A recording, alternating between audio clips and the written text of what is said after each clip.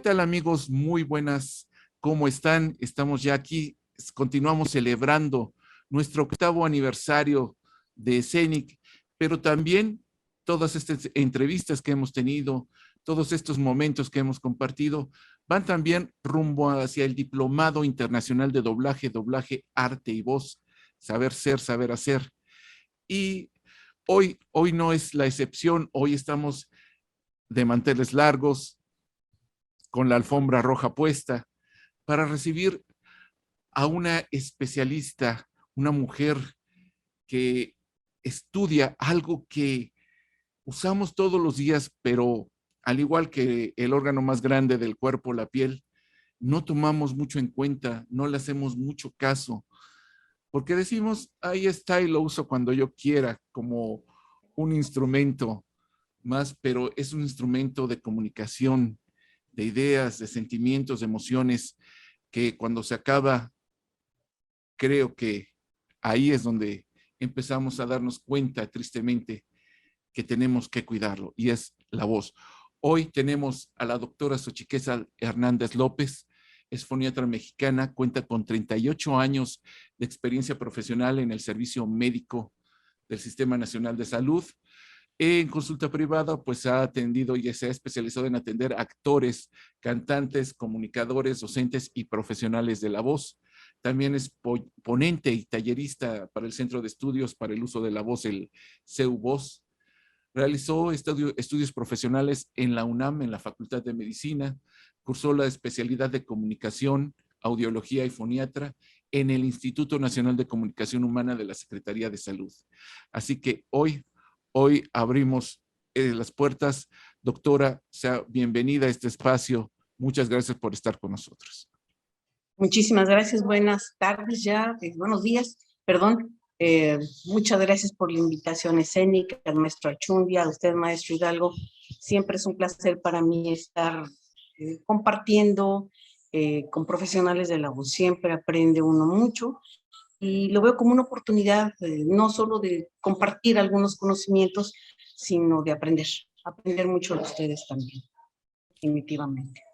Gracias, maestra, y estamos aquí también para aprender no solamente de lo que usted hace, sino también como persona en su carrera, como un ejemplo de esta tenacidad, de ese espíritu tenaz que tenemos los seres humanos para conseguir nuestros objetivos. Y pues quiero señalar, la doctora va a estar con nosotros en el Diplomado Internacional de Doblaje, llevando el primer módulo, que es fonación, lectura. Y pues bueno, sería preguntarle, doctora, en primera de cuentas, ¿qué la acercó a estudiar la voz? ¿Qué la llevó? Y bueno, finalmente era algo desde niña. ¿Qué le llamó la atención de acercarse a esta parte, que es algo tan natural en algunos momentos para algunos, pero qué fue en sí? Realmente, o sea, mentiría si dijera desde niña me encantó esto. No, realmente el acercamiento que yo tuve a la voz fue en la secundaria, siendo parte del estudiantil y del coro, que me encanta la música. Después, bueno, y aprendí a tocar mandolina, me gusta mucho la música. Pero realmente, bueno, hice la carrera de medicina, no estaba enterada siquiera de que estuviera presente una especialidad que se dedicara a esto. Por azares del destino, me entero, terminando, en ese entonces hacíamos 6 años de medicina en la Facultad de Medicina de la UNAM, un año que se llamaba residencia rotatoria, donde rotaba uno por 4 servicios principales, para después pudiera uno tener los elementos necesarios y escoger alguna especialidad. Para ese entonces, mi hijo mayor había nacido, mis intereses iban hacia cirugía cardiovascular. Pero pues en una guardia que tuve cuando mi bebé tenía 4 meses, tuve que pasar esa Navidad tuvo que pasarla con mis papás y mis abuelos, y yo de guardia, igual el año nuevo. Entonces dije yo, bueno, ¿y qué culpa tiene mi niño de lo que yo quiero estudiar? Ahora no va a tener madre. Entonces, opté por buscar alguna otra especialidad que no tuviera tantas guardias. Y un amigo llegó y me dijo, fíjate que hay una especialidad nueva que se llama comunicación, audiología y foniatría. Y eso come, ¿no? Le dije, pues me voy a ir a otorrino, oftalmología eran 2 años en ese entonces, otorrino eran 3. Estaba yo buscando especialidades con el menor número de guardias, honestamente. Y cuando me dice, fíjate que hay esto, el lugar donde se imparte es en el Instituto Nacional de Comunicación en Plateros. Yo no lo había oído, pertenecía a la Secretaría de Salud. Y bueno, pedí permiso para acudir y enterarme de que en ese entonces llego yo a preguntar, a enterarme, y me recibe la doctora Silvia Trejo, maestra queridísima, audióloga, y me muestra, más o menos me da como un pequeño tour por las diferentes áreas del instituto de clínica, y entro a un consultorio y veo a un pequeñito como de unos 4 años que le estaban probando un auxiliar auditivo. En ese entonces eran de moldecito con cordones y una cajita aquí que colgaba en mi pecho. Un chiquito, pues de estos chiquitos de nuestro pueblo, con los cachetes así eh, rojos, ¿verdad? Su cabello, le digo yo, en zapachaquiras, porque todo paradito, ojos almendrados, muy vivarachos. Y en el momento que le prenden el aparato, el niño hace una carita así de sorpresa de que está oyendo. Una cara de felicidad del niño que dije, aquí soy, de aquí soy. En ese entonces estaba temporalmente suspendido el servicio de foniatría en el instituto porque no había quien lo llevara. Pero dije, me gusta la audiología y aquí me quedo. Terminé mi residencia rotatoria y pues a Dios gracias por el promedio no tuve que ni hacer examen, sino automáticamente pasé la especialidad. Ya tenía yo por el promedio plaza para quedarme para hacer cardiología y cirugía cardiovascular, pero pues también. Y ahí voy a esta especialidad que me fascinó, me encantó. Para el segundo año nos avisan que llegaba con nosotros el doctor Severino Tarasco Camino, el primer foniatra de México, mi maestro queridísimo, y entonces llegaba a abrir el servicio de foniatría, porque no había quien que lo hiciera. Él había estado en el 20 de noviembre, en el Hospital General, en el Hospital de Adulto Infantil Federico Gómez, pero no había suficientes médicos especializados en foniatría para hacerse cargo del servicio. Y entonces llega y nos empieza a dar clase el doctor, tanto teórica como práctica en el servicio. Se abría 2 veces a la semana, que era cuando iba el doctor, y nos enseñó a hacer los estudios. En aquel entonces, con un espejito laringio, parecidos a los de los dentistas, un espejo frontal que se ponía aquí en el ojo y poníamos una lámpara atrás del paciente, una lámpara de pie, y teníamos que aprender a reflejar la luz de la lámpara al espejo y del espejo que teníamos en la cabeza al espejito, dirigir la luz al espejito que teníamos adentro de la boca del paciente. Era todo un arte. Y el maestro nos permitía meter el espejo 2 veces, nada más, para no molestar mucho al paciente. Entonces, la verdad es que tuvimos que hacer la vista más rápida del oeste, como decíamos.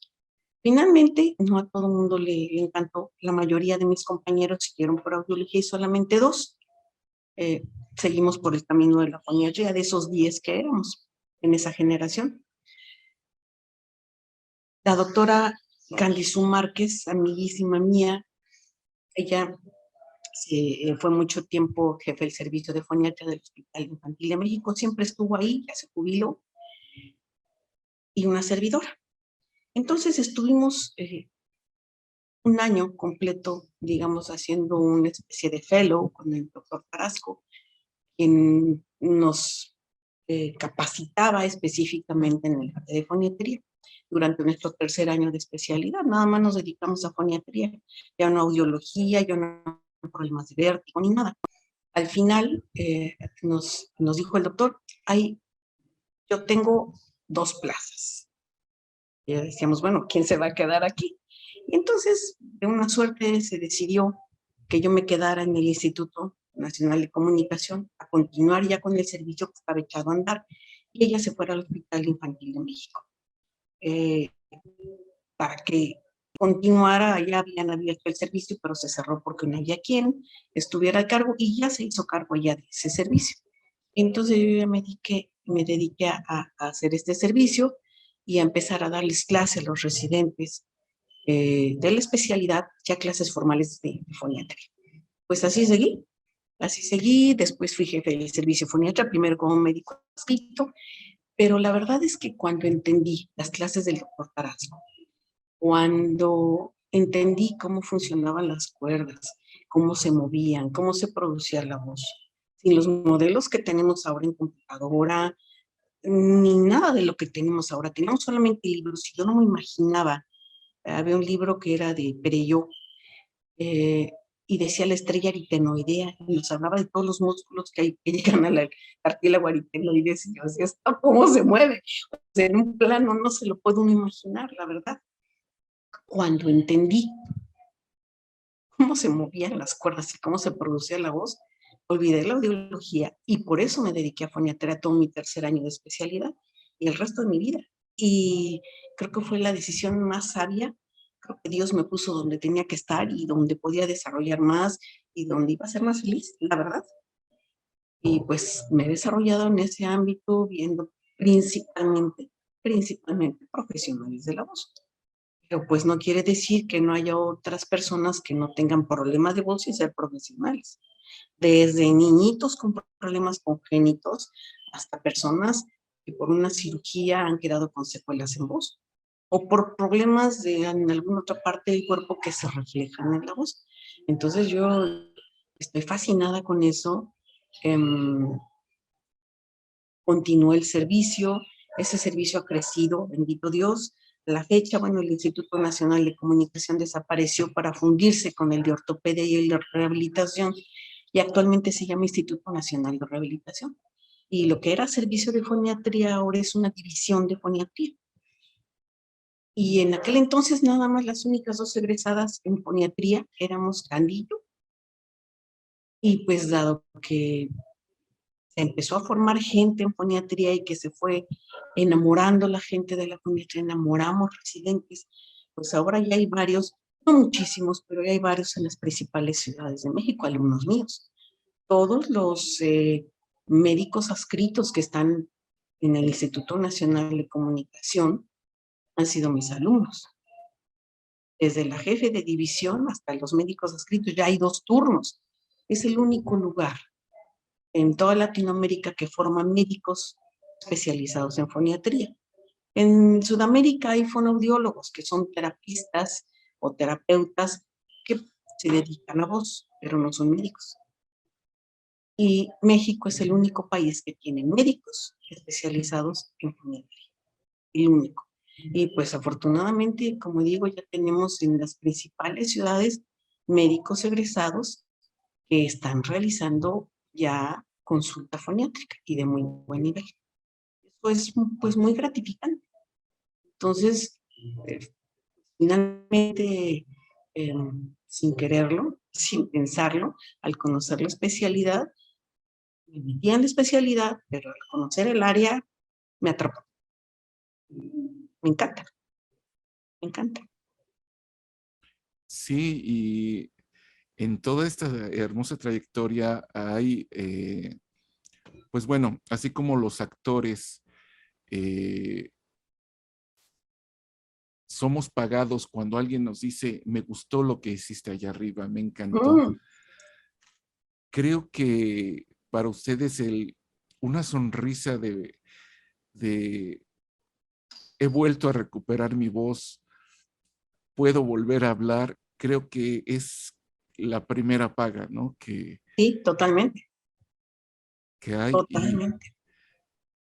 Y bueno, desde hace eones o siglos, bueno, no tantos, no tanto, digamos, ya eso es más reciente. Pues bueno, los actores hemos recibido educación de la voz Hay un texto que ocupamos siempre que es cómo educar la voz hablada y cantada.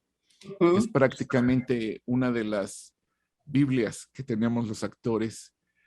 Para estos yo tuve la oportunidad de tener un maestro como Fernando Torrelafán, ujú. eh, que una persona admirable porque era sorprendente ver que un señor eh, que lo veía uno encorvado, caminando así muy suavemente, y de repente se para en el escenario y suelta toda la voz. Era impresionante para nosotros como estudiantes. Pero hay algo aquí que nos, nos da también curiosidad. Pues sí nos educan y nos enseñan, pero de repente hay cuidados que se tienen que tener, pero cuando se viene algún problema, los actores no sabemos si ir, eh, lo primero que pensamos es el otorrinolaringólogo. Y ahí vamos. Y como que a lo mejor algo se nos cura, algo se nos quita, pero sentimos todavía hay algo que no está bien. Y muchos incluso ni siquiera saben qué es la foniatría, ¿no? En este caso, y le agradecería que, pues bueno, nos contara de estas diferencias que hay entre estos especialistas Ujú. para saber cuando hay un problema, qué podemos o a quién tenemos que acudir para esto. Sí, claro que sí. Bueno, de hecho, tanto el otorrino como el médico foniatra vemos la laringe, pero con diferentes ojos, diría yo, porque por formación el otorrino, su formación es eminentemente quirúrgica, mientras que los médicos foniatras no operamos. Sin embargo, por ejemplo, el otorrino puede ver la laringe y puede ver cómo abren, cómo cierran las cuerdas vocales, si hay alguna bolita, algún tumorcito, alguna masa, algo que haya que operar realmente, o alguna infección puede haberla. Pero el médico foniatra ponemos la vista o el cuidado, el detalle de cómo abren, cómo cierran las cuerdas vocales, si se golpean y se agomban, si hay digamos, una interposición o una compensación anómala por parte de las falsas cuerdas o bandas ventriculares, cosas que son funcionales y que de momento, pues, para mí yo tengo una frase que me encanta decirles a mis residentes, a mis alumnos, que el que no sabe lo que busca no entiende lo que encuentra. Lamentablemente no sé de quién es. Si alguien sabe, por favor me dice. En algún momento le escuché. El que no sabe lo que busca no entiende lo que encuentra. Entonces tal vez el otorrino pues vea pues algo de interposición de bandas o vea que cierran y se abomban un poquito las cuerdas, pero pues no le da mayor importancia. Mientras que para nosotros eso puede ser la base del problema de voz de las personas. Un gran porcentaje de problemas de voz empieza por problemas funcionales. Si no son atendidos, acaban siendo problemas orgánicos, tipo nódulos, tipo pólipos, cosas así. Entonces, esa es una diferencia muy importante. La foniatría en Europa es muy vieja, pero como decía yo, el doctor Tarasco pues la trajo a México realmente. Y sin embargo, yo formo parte de la 9ª generación y salí hace 38 años. O sea, no es nada comparado con especialidades como pediatría, ginecobstetricia, otorrino, etc. Esto se derivó de la especialidad de otorrino, como una necesidad de ver a la laringe y todo el aparato fonador de otra forma, desde otro ángulo. Entonces, es una especialidad poco conocida. Realmente debo de comentar que de todas las especialidades médicas, todas las becas que dan a nivel nacional en el examen nacional de residencias, para todas las especialidades y todas las instituciones, seguro, ISSSTE, Secretaría de Salud, estatales, etcétera, dan solamente 26 plazas. a nivel nacional cada año. Y la mayoría de los egresados se dedica a audiología, porque esto es por afinidad. Y los menos se dedican o nos dedicamos a foniatría. Ignoro por qué. Algunos de mis residentes me comentan que se les ha hecho difícil. Pues bueno, ahora sí que es cuestión de cada quien, pero esa es una de las circunstancias de que seamos tan pocos médicos foniatras. Entonces, pero sí, nos complementamos, tanto el otorrino como el médico foniatra, porque a veces a mí me toca diagnosticar algo que no lo puedo tratar en base a, pues en general, al manejo foniátrico, y tiene que ser operado. Pero sí requiere, después de una cirugía, llevar a cabo una rehabilitación de tipo foniátrico para que esa lesión no se vuelva a dar. Y yo les comento muchas veces, ya sea cantante o sea actor, que esto es como una mesa de 3 o de 4 patas. 3 o 4 patas porque está el paciente, está el médico foniatra, está el maestro, ya sea de voz o sea de canto, y puede o no estar si se requiere o no el otorrino. Pero si cualquiera de los integrantes no hace su chamba, pues la mesa se nos cae. Entonces tenemos que apoyarnos con el maestro de canto o de voz, porque si yo le doy el manejo foniátrico y le saco de su lesión, por decir algo, y no se corrige la técnica, o el paciente no lleva clases, pues va a volver a formar esa lesión. Y el otorrino opera, pero el paciente no lleva un manejo foniátrico, puede volverse a crear esa lesión. Si solamente el maestro trata de atender, digamos, al alumno, es algo que tenga que ser operado, por ejemplo, pues el alumno no va a salir. Entonces, sí tenemos que coordinarnos bien para apoyarnos para que beneficiado sea el paciente. Eso es lo más importante, que el paciente sea el beneficiado. Sea actor, sea cantante, sea locutor, actor de doblaje, profesor, o ninguno de estos, una ama de casa, quien sea. Eso es lo más importante. Ok, doctora. Y pues bueno, hemos tenido tristes ejemplos cuando ya es muy tarde a veces. Tenemos ejemplos como Betsy Pecanins, Paz descanse. que, una estupenda y gran cantante que perdió la voz y que finalmente, pues, artísticamente ella siguió y trató de salir adelante, pero pues mucho le afectó este hecho. Hay gente que también se ha visto en cierta forma beneficiada por ciertos detalles, como la cantante Cyndi Lauper, que la voz que tiene ahora fue resultado precisamente de un problema que tuvo, pero bueno, le sirvió para, Tu estilo. para su estilo, digámoslo así. Pues sí, sí. Pero también hay ejemplos como Val Kilmer, eh, este actor estadounidense que prácticamente tiene ahora que hablar con un aparato.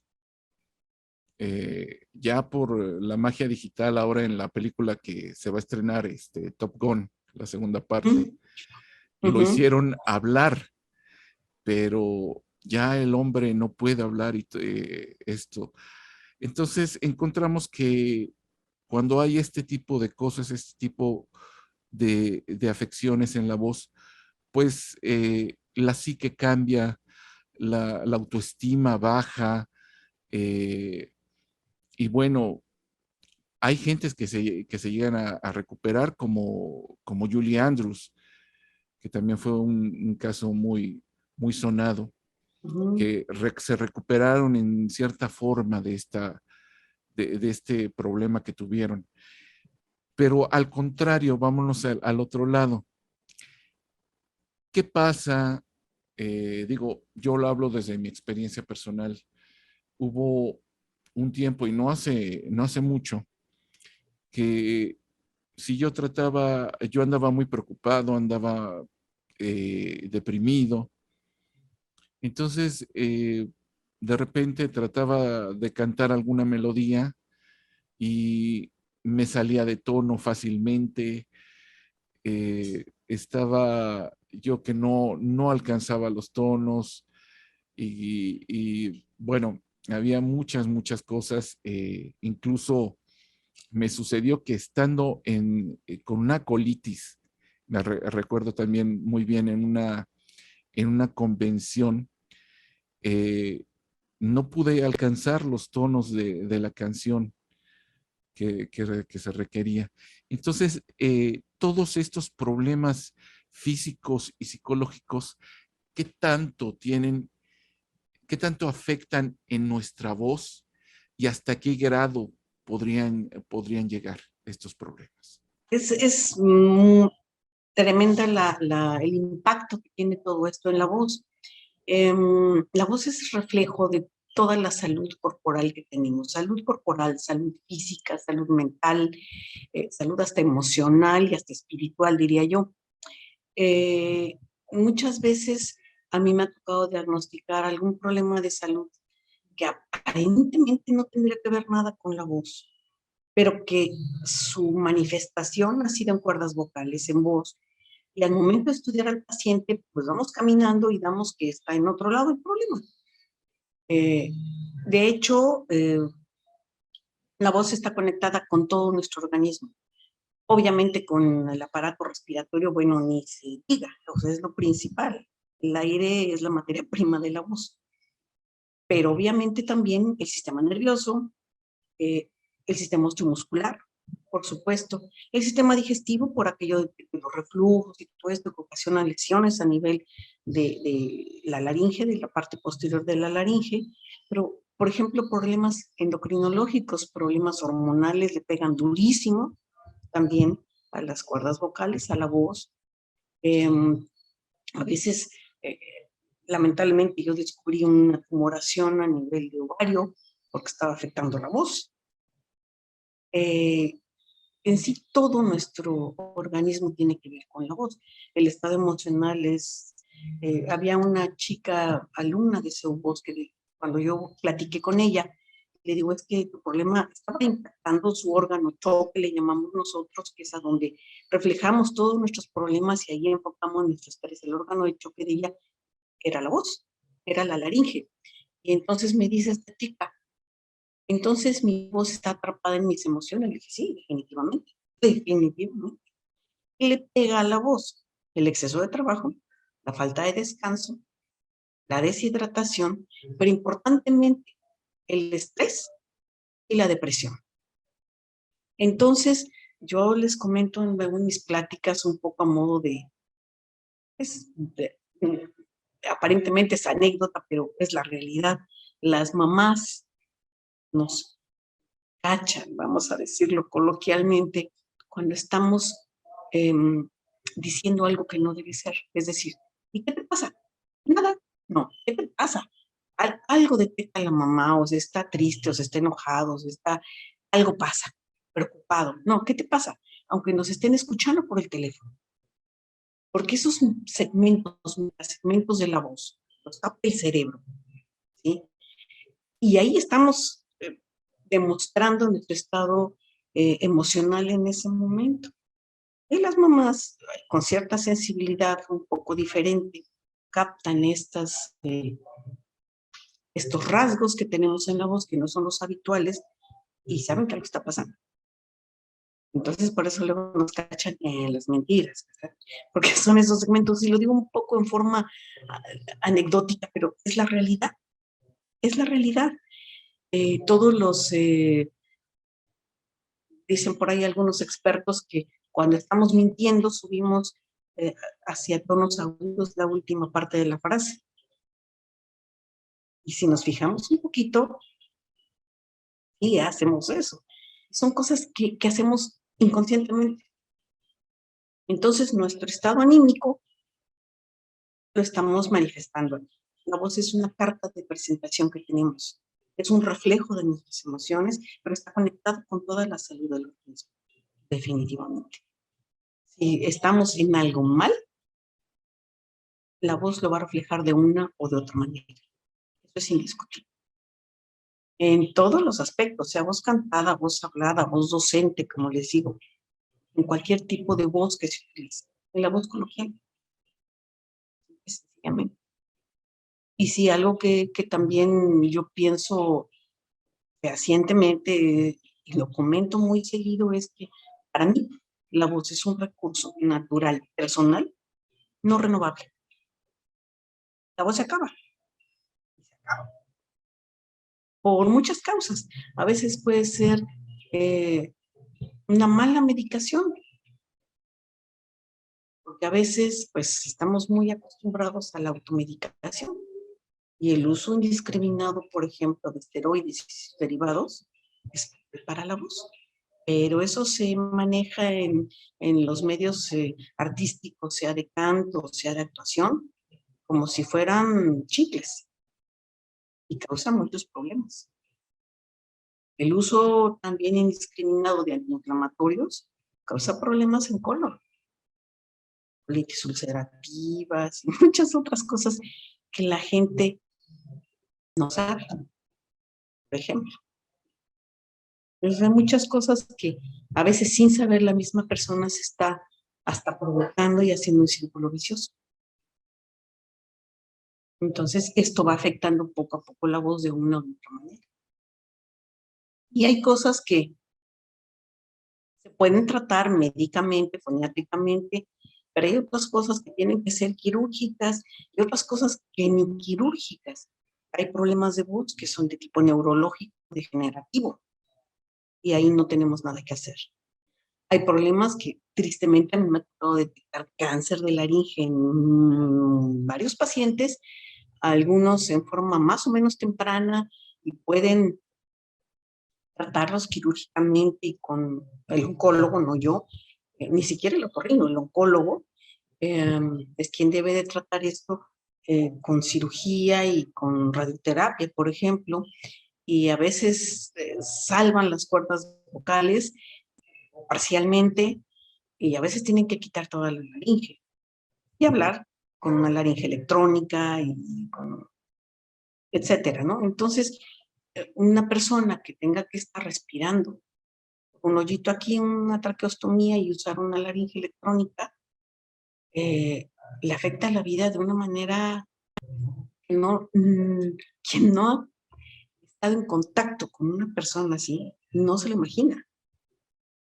No se lo imagina porque el hecho de raro todo el mundo voltea a verlo, de no poder comunicarse, de que cuando viene la tos, cuando nosotros tenemos un acceso de tos, pues nos volteamos, nos sacamos, etcétera. No salen las secreciones, sacamos la boca. Pero una persona con una traqueostomía saca las secreciones y eso es terriblemente penoso para el paciente y desagradable para los que están juntos. Una persona que no puede ni bañarse, porque no le puede caer agua aquí. Entonces, todo un cambio de vida. No puede ponerse lociones o cremas alrededor. Para las mujeres, pues la vanidad, ¿verdad? ¿Qué hacemos? Y bueno, toda una serie de cosas, o sea, una persona, inclusive cualquier paciente que diga, es que con esta voz no puedo salir a función, es una afectación muy fuerte, porque a veces tendrá que suspender la función y el suspender la función implica no gano, y no ganan todos los que están interviniendo en toda la infraestructura para esa función. Se sienten muy responsables. Y me ha tocado a mí decirle a los productores, hijo, fulanito no puede salir a función. Ups, me ha tocado hacer cartas a la delegación, bueno, decir, pues no puede, para que no los multen. Entonces, la voz verdaderamente es tan importante y de veras como la piel, la damos por esto. Está y nos acompaña desde que nacemos hasta que nos morimos. Pero no le damos toda la importancia que tiene, todo lo que le afecta, todo lo que le afecta. Verdaderamente es impactante. Y bueno, decía usted una palabra, dijo usted una palabra que resuena mucho tristemente en nuestros tiempos, que es vanidad. esa vanidad que, por cierto, los hombres somos mucho más vanidosos que las mujeres. Ahí nos vamos, más o menos. Pero, pero bueno, me gustaría que me diera su opinión. Eh, Actualmente con este nacimiento o renacimiento de la comunicación a través de distintos medios, sobre todo en las redes sociales, empezamos a encontrar un contenido variado, Sí. a veces de muy alta calidad, como ya medios que ya son tradicionales, por ejemplo, en nuestro país, como Canal 11, Ujú. eh, pero también cosas que bajan mucho la calidad, que son de poca calidad o nula calidad, y que sin embargo, eh, la gente actualmente siento que no está preparada, es muy impresionable con esto, y va dirigido la pregunta a esto. Hace un tiempo me encontré una persona, y el video ahí está en YouTube, que decía, imita la voz de Ranma, de Carlos Hugo Hidalgo, imita a Carlos Hugo Hidalgo, yo te enseño cómo. Y a uno como actor le divierten este tipo de cosas y puede dar en algún momento dado risa porque, bueno, al final no logra su No, cometido. claro, que no. Muy Pero, difícil, pero, muy difícil, maestro. pero siento que el problema de fondo es que hablan como si fueran expertos de la voz y se ponen a decir, y es que coloca la voz aquí y haz esto y respira así y hablas así, cuando hables, mueve la voz así. Y siento que ahí es donde está el problema de fondo, el peligro. Entonces, ¿cuál es su opinión sobre esta gente y qué le podría decir a quienes ven estos videos?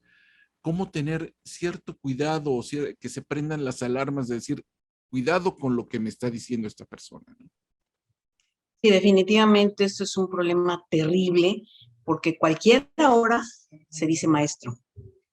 Cualquier hora se crea una autoridad y lamentablemente en redes sociales, en estos medios, no hay nada que diga, oye, espérate, antes de que abras la boca, muéstrame dónde te preparaste. Digo, yo como médico no puedo dar consulta en cualquier lado si no presento mi título de médico y no puedo hacer fonética si no enseño mi título de especialidad, con mi cédula profesional y todo. Pero en los medios nadie pide ningún tipo de preparación. Entonces a alguno se le ocurre alguna fumada, perdón por la palabra, le ocurre, y de repente rescata por ahí a lo mejor algún ejercicio ya viejo y dice, esto es lo mejor para que todo el mundo lo empiece a hacer. Yo te sugeriría que antes de hacer lo que dice Perenganito, averigüen quién es Perenganito, dónde se formó. Y el formarse no quiere decir yo tantas pláticas, porque yo puedo hablar como perico 500. No es lo que yo doy, sino es lo que yo recibí para prepararme, para poder hacer lo que hago. ¿Dónde te formaste? ¿Dónde estudiaste? ¿Quién fue tu maestro? ¿Por qué tienes autoridad para decir lo que estás diciendo? Y ya veré si te creo o no. Yo les decía yo mucho a mis residentes, sean críticos. No cualquier artículo que ustedes vean en una revista médica es bueno, no por venir en inglés es bueno. Y analizábamos luego los artículos y se quedaban así los chicos y decían, ay doctora, pues este no está diciendo nada. Ah, tú ya lo estás poniendo como referencia biográfica de tu tesis. Yo asesoré muchas tesis y le digo, no, ¿sabes qué? Primero averigua si es esto lo que es correcto. No es una ocurrencia. Entonces, la gente no pide ahora ninguna, en redes no pide ninguna credencial para cerciorarse que es una persona que esté capacitada para orientarlos y para enseñar. Uno ve tutoriales de lo que sea, de lo que sea. Digo, perdón por la analogía, pero mi esposo y yo de repente nos dedicamos a partir de la pandemia a hacer jardinería. Y hemos hecho lo que, no sé cuántos tutoriales de YouTube para el pasto, para las rosas, para no sé qué. ¿Con cuántos hemos fracasado? Porque precisamente no averiguamos si es gente capaz. Verdaderamente dimos con un lugar que es serio y que está dando cosas que realmente podemos utilizar. Además, hay otra cosa importante. Yo creo que lo barato cuesta caro. El 99.9% de esos videos y de esas cosas, o bueno, no sé si el 99, pero un gran porcentaje son gratuitas. Son personas que muchas veces nada más quieren aparecer y tener chorro mil seguidores. Yo creo que las personas o las,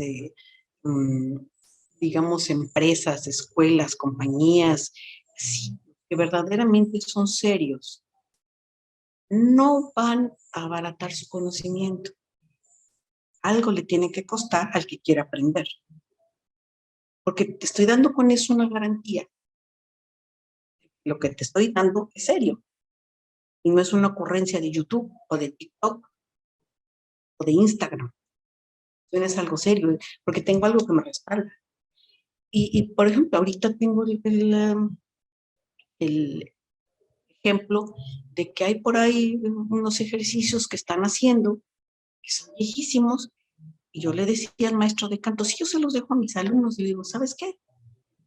Estos, si tu chico está teniendo un choque de cuerdas vocales, si le dejas ese ejercicio, van a seguir chocando y van a acabar en nódulos. No podemos dar un ejercicio tan a la ligera de este tipo sin saber cómo está la laringe. Si no, lo puedes perjudicar en vez de beneficiar. Estos ejercicios no son para todos. Es como meterse en un gimnasio. No cualquiera puede hacer pesas o no cualquiera puede hacer, que yo sepa, por la columna, por las rodillas, por los brazos.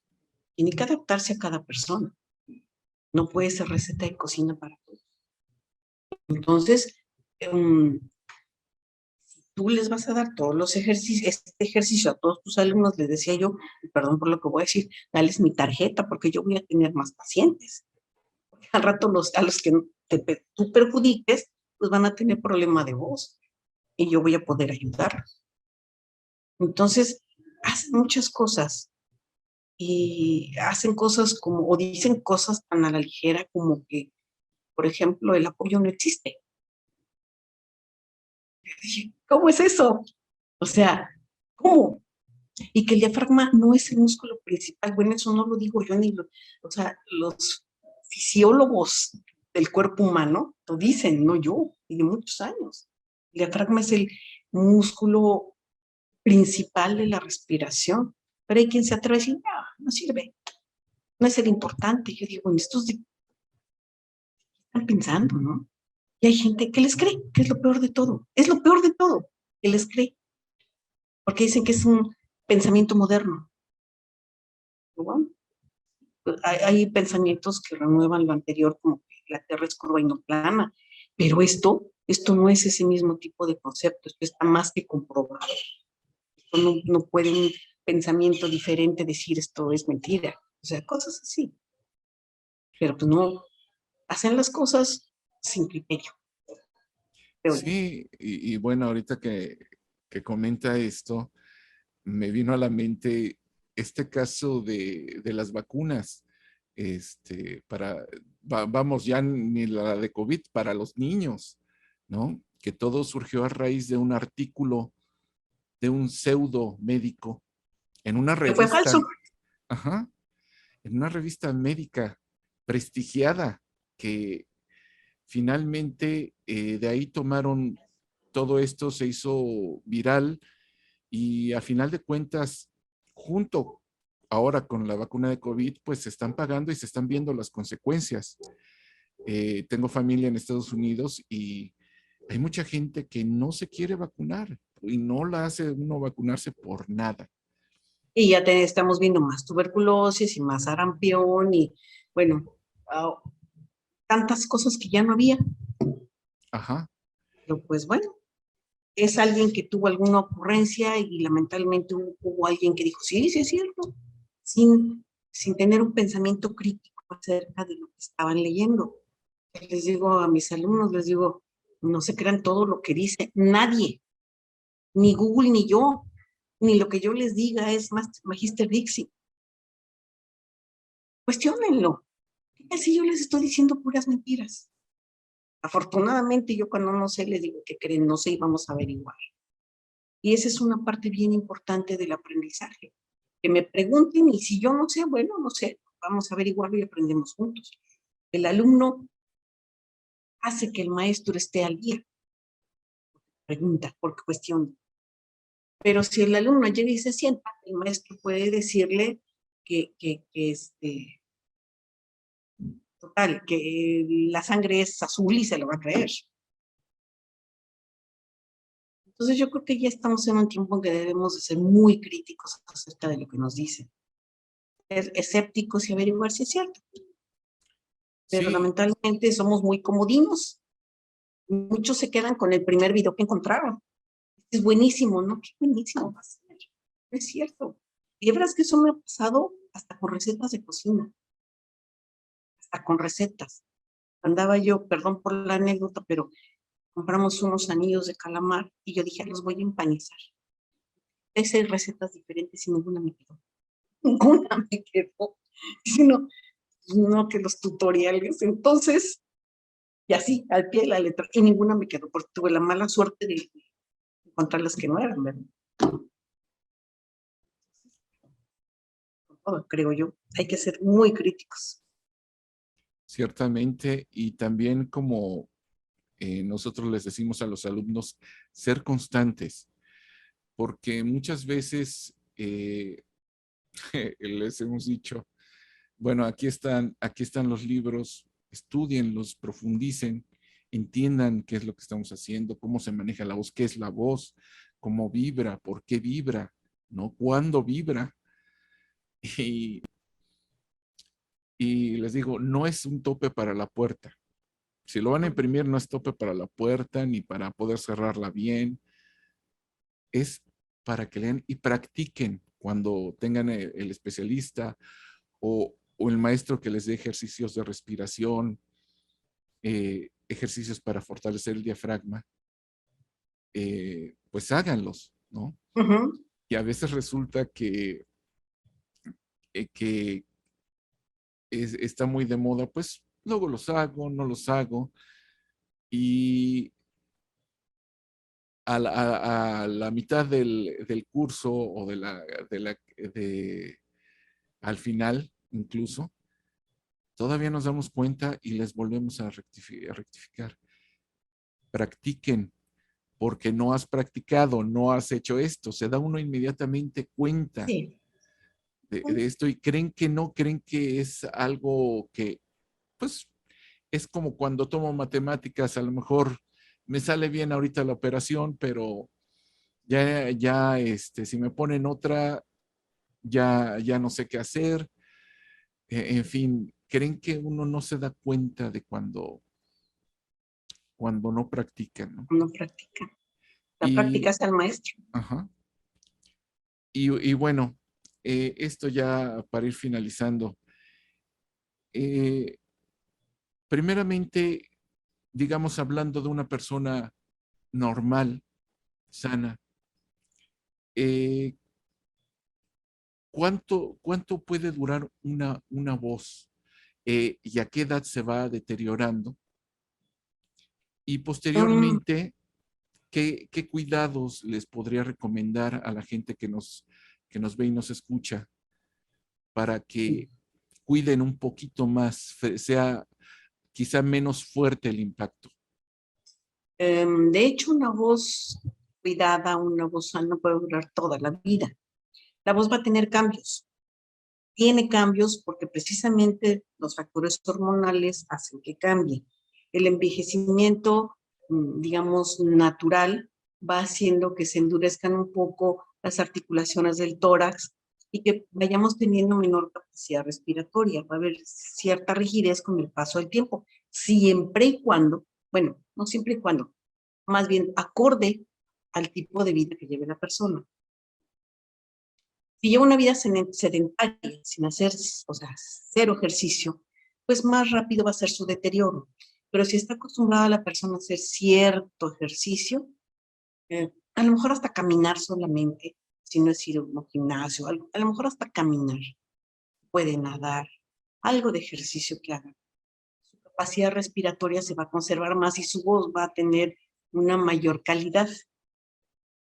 Obviamente, cosas como fumar deterioran mucho la voz, obviamente. Pero estos cambios que va dándose en la voz por las hormonas pueden irse, nos permiten ir ajustando esa voz. Por ejemplo, en las cantantes de ópera, que son sopranos, cuando llega la menopausia, pues tiene que cambiar a un registro, a un repertorio, perdón, no registro, a un repertorio de mezzosopranos. O si eran sopranos coloraturas, pues ahora son sopranos dramáticas. Es decir, dentro de los sopranos, la voz más grave, entre comillas. Tienen que cambiar su repertorio. Pero se puede ir ajustando. Esto no quiere decir que se quedan sin voz. Pero si hay personas que trabajan esa voz estando muy enfermos y no teniendo tratamiento, si fuman, si se malpasan, si se deshidratan, todo lo que habíamos comentado que le pega mucho a la voz.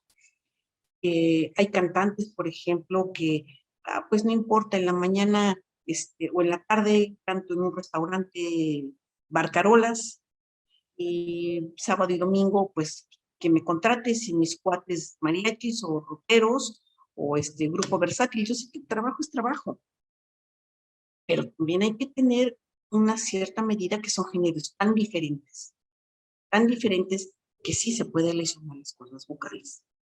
O toman todo tipo de trabajo, no duermen, salen corriendo de aquí para allá. Yo sé que hay temporadas que tienen trabajo y temporadas en que no tienen, pero si en ese momento están teniendo más trabajo, tienen que tener más cuidado con su voz. Yo les digo todo el tiempo, con 38 años que tengo de médico foniatra, sí, la mayor parte calienta su voz antes de cantar o de actuar, o actuación de doblaje o locución. Ningún maestro, docente de primaria, secundaria, etcétera, no calienta. Pero nadie, ni cantantes de ópera, ni cantantes de camión pasando por todos los demás, ni actores, ni nadie, me he encontrado uno solo que relaje sus cuerdas vocales al terminar. Sea ensayo, sea clase, sea presentación. Uno, en 38 años no me he encontrado. ¿Por qué? No lo entiendo. Las cuerdas vocales son músculos. Y si calentamos el músculo para hacer ejercicio y lo relajamos, sea caminar, sea aeróbic, sea gimnasio, sea lo que sea, bicicleta, relajamos. ¿Por qué no relajamos la voz? Después de haberlo ocupado en dar clase, en hacer un ensayo, en hacer una lectura, en hacer un doblaje, en hacer una presentación de una obra. No sé.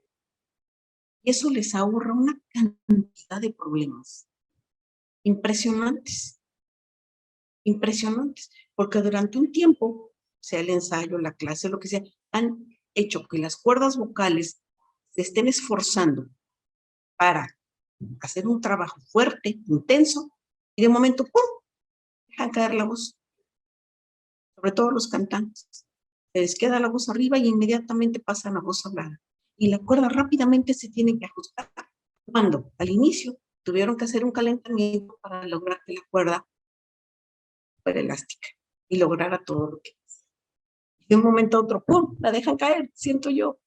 Les digo, es como, me imagino como si se aventara de un precipicio la voz, otra vez a estar en el piso, que es en donde estamos hablando, que manejamos un rango muy pequeño de cambios de tono en comparación con gente que canta o gente que hace doblaje, que tiene que hacer muchas voces, o sea, muchos cambios en esa voz.